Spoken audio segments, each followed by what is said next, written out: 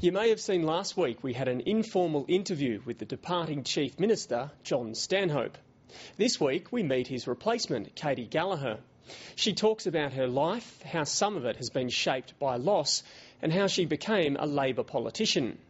Katy Gallagher is the first ACT Chief Minister to have been born and bred in the Canberra suburbs. A little girl growing up in Warramanga, never dreamed of being in a position where she could be a part of the history of Canberra just for a short period of time and be in a position where I was able to make decisions about the future. And, I think it's a long way from those days in the early 70s, but, a great opportunity has been given to me and I don't intend to waste it. Much has been said about the fact that you are not only a politician but a busy working mother of three. Does that labelling frustrate you?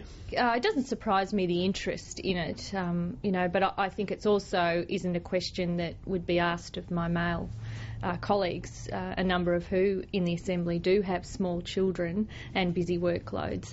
But I don't discount the interest and I'm very happy to be open about it. Look, it is a juggle, but I think any working mother, and there's plenty of us in Canberra, we've got the highest female participation rate in the labour market of anywhere in the country, so we know there's a lot of us.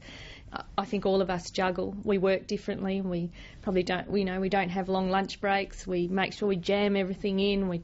For me, I try to get home. If I have to go out, I try to get home a bit earlier and spend that time. So it is a juggling act. I think some people call it a collision. It all works out in the end. You had a conversation with Alex Sloane on 666 this week about the Canberra public getting to know the real Katy Gallagher. Who is the Katy that the public doesn't see in your role as a politician? I think people might think I lead a more glamorous existence than I do. I'm a mum of three. I go to soccer. I do the shopping, the grocery shopping every week. I make the lunch boxes. I do things what mothers with children my age do. It's a time where you give a lot of yourself to your children and your family, and I know it's just a period in time, but I'm very happy to do that.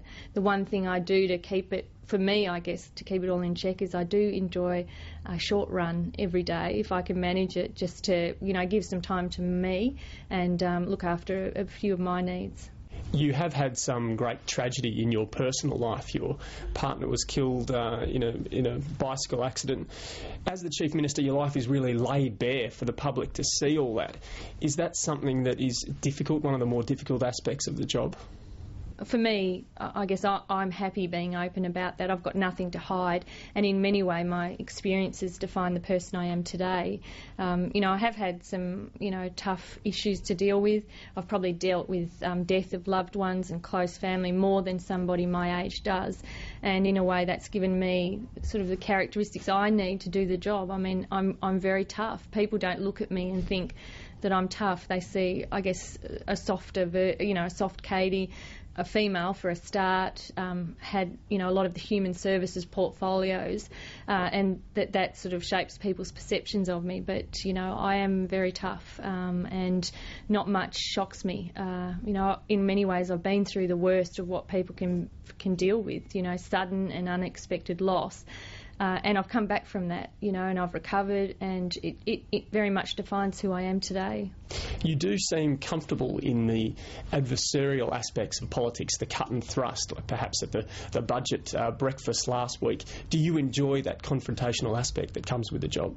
Not at all, and in fact I think if you go back and have a look when I first joined the Assembly, I was scared to ask Dorothy of the ministers when I came in. That environment, that adversarial environment, I find and still find quite confronting.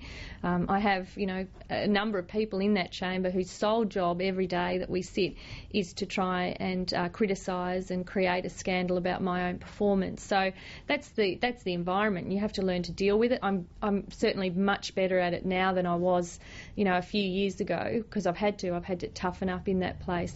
It's not a environment that I would naturally seek out though, but I accept that it's part of the job, and in a way I wish it was a little less adversarial than politics is, but I can't see that changing in the near future. Week one in the job, and you face a very difficult task of selling this giant infrastructure project, the big office block concept. Is it a difficult sell to people to justify the worth of this thing? You know, again, when people try to draw those adversarial lines, they will look for cheap shots like, you know, where you house your public servant. But a do-nothing approach is not my style, and, you know, these are the sort of issues that we need to tackle. We need to listen, we need to respond, we need to make sure those decisions are correct. But I'm not going to shy away from a project just because it's being criticised by the opposition. The opposition is pushing particularly hard on that issue, and your credibility has been questioned already just a couple of days into the job. I think that was very much expected. You know, I think when I heard Zed say that we were losing our most talented member, the former Chief Minister, and I did have a little bit of a laugh. It's not a compliment that was given to John when he was there. So, you know, look, I've been in the opposition sites for the last 2 years. I think if you go back, I've answered probably 80% of their questions.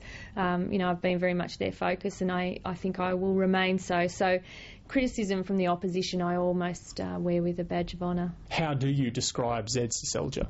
In order to get the outcomes he wants, he needs to knock me off. And there's no easy way of doing that. It's going to be brutal. It's going to be tough, particularly the next 18 months. But, you know, I'm not going to concentrate so much on what Zed Seselja does. I think I need to remain focused on what I do and how I prepare in the lead up to October 2012. You've opted for a streamlined 4-person ministerial arrangement. Last week, Crispin Hull suggested to go to 5 ministers would be drawing on the shallow end of the gene pool. Do you think that's fair? Do you think there is enough talent in the Assembly, or is the Assembly too small? Well, I wouldn't say that about the end of your question around the talent. I would say that the Assembly is too small, and whilst it's not, you know, politically convenient to go out and argue for more politicians, I think at some point in the future the community's genuinely got to have a view about how to progress our Assembly. We were 17 members when we started in 1989. It's a very different Canberra with a very different range of responsibilities in 2011, and we're still asking 17 people to manage those responsibilities. How do you find that interaction with the public as the Chief Minister? It's a unique situation in the ACT. The politicians do seem particularly approachable.